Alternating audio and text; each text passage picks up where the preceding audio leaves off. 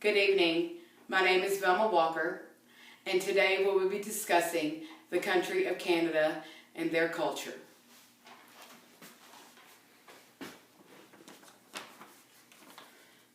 The first people to inhabit what is now known as Canada in 1000 AD were known as the First Nations.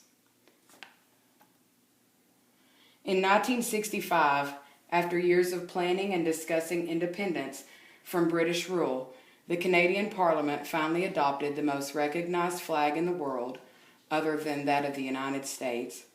Their new national symbol would be the red maple leaf flag on a white background. The British remained in control of the country until 1982. After that point, they became completely an independent country. Canada is 39th on the list in the world with a population of 37 million for the year 2020. From the year 1970 to now, the yearly growth rate has been 1.77% increase. Even though Canada, as much of their land is inhospitable, the country's population density is still under 4 people per square kilometer. Canada's growth is largely fueled by immigration, and they are so multiculturally diverse that in 1971 they adopted multiculturalism as an official policy.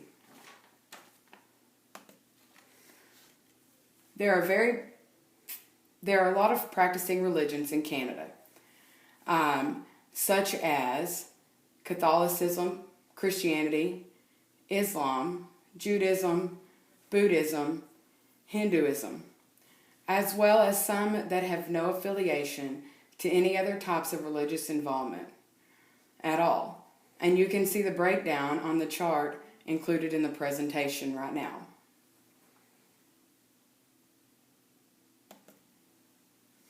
In Canada, egalitarianism is a part of their everyday life. All people are deemed equal, and everyone has equal opportunities. They are typically very informal people, but punctuality is a very important quality they hold high on the scale for their social norms. Canadians are very community-centered, and volunteering is one of the ways they keep their communities thriving and welcoming. 32% of Canadians consider themselves to be their ethnic origin to be Canadian. Other major groups recorded are English at 18% and Scottish at 13%. That is the largest of the major groups. Canadians' Aboriginal people, though, are growing at twice the national rate. While only 4% claims their Aboriginal identity, another 16% belongs to a non-Aboriginal visible minority. And about 60% of the new immigrants coming into Canada come from Asia, particularly from China and India. And that is nearly 20% of the population is foreign-born. English and French are the official languages of Canada, but there are 11 Aboriginal languages, and only a few are still spoken to ensure that they are safe from extinction.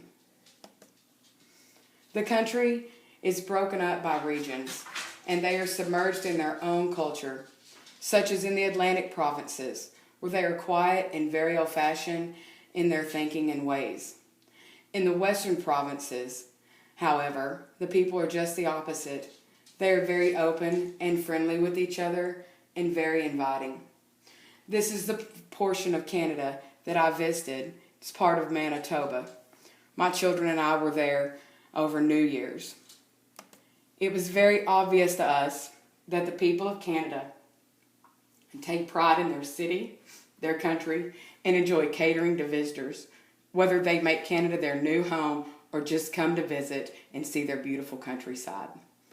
Thank you very much. I hope you've enjoyed the presentation. Good night.